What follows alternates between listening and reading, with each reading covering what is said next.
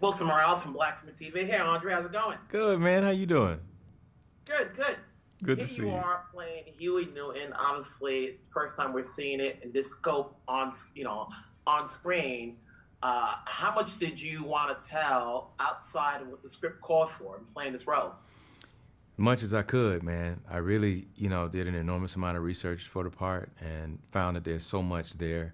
Obviously, we couldn't get it all into the series, but one of the things I was trying to do was to find ways to fold in some of the nuance that I discovered. Even though this story is largely about, this particular moment in time, I wanted to fold in as much detail as I could. So I really think, it would be wonderful if we had a series that just focused on Huey or just focused on the Black Panther Party.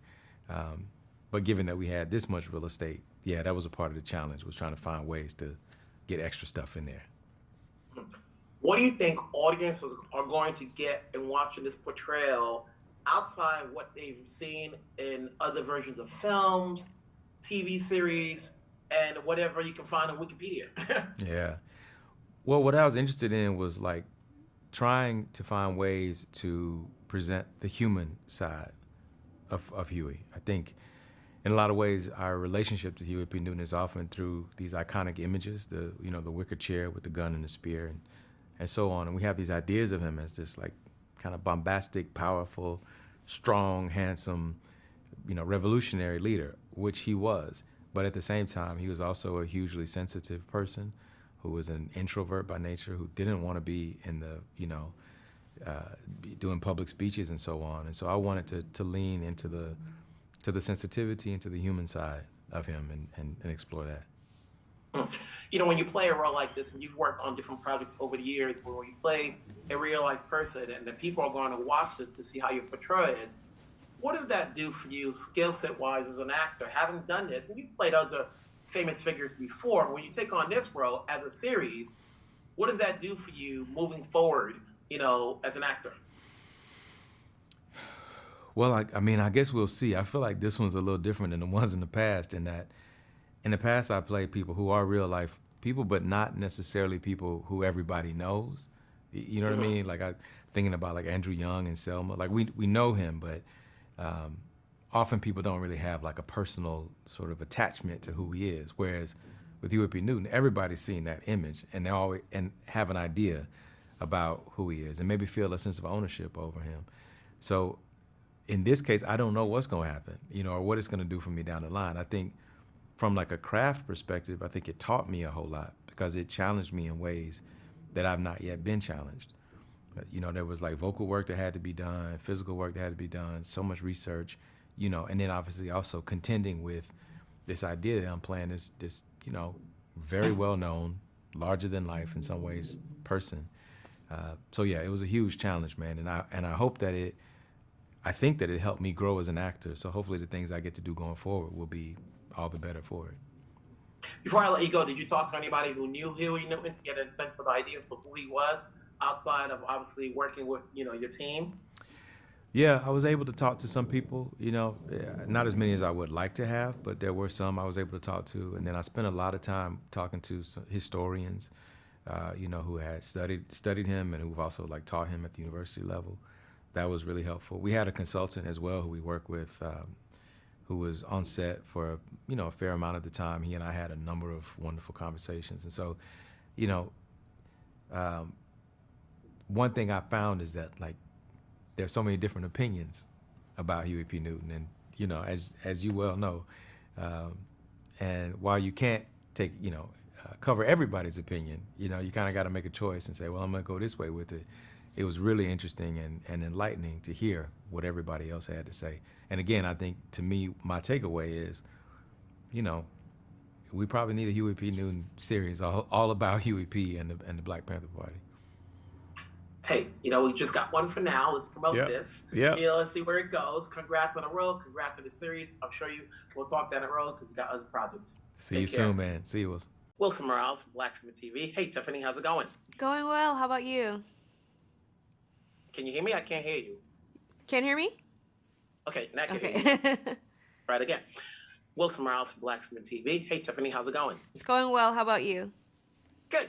So obviously you're playing the part of Gwen. How much research did you do outside of what the script called for?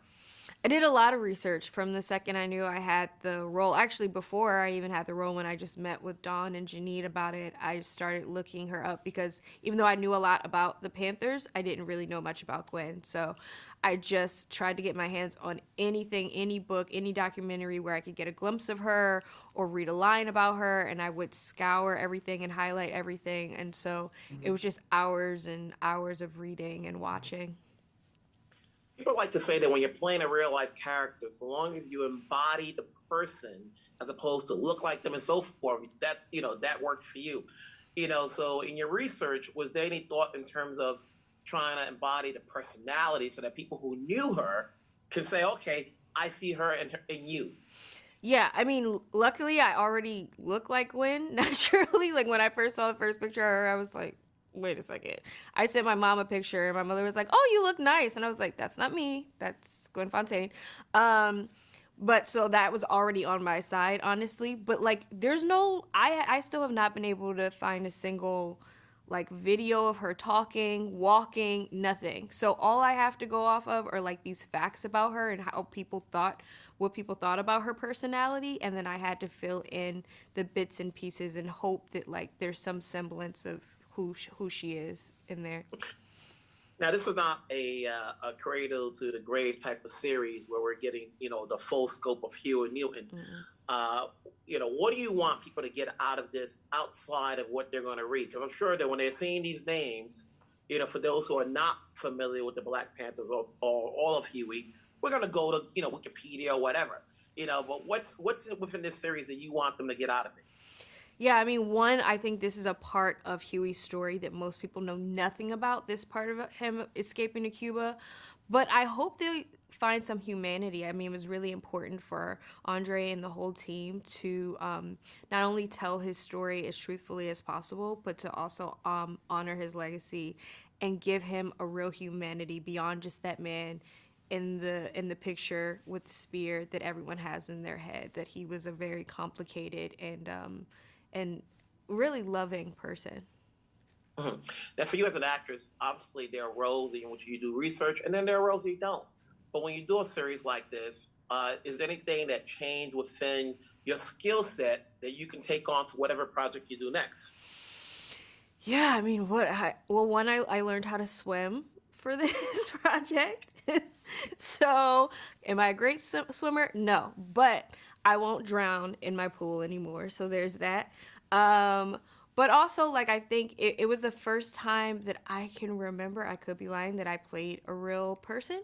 And so, I learned a lot about how to navigate that as well. Congratulations on the role. Obviously, we're looking forward to seeing where this series takes us, and I'm sure we'll talk down the road on other projects you got coming up.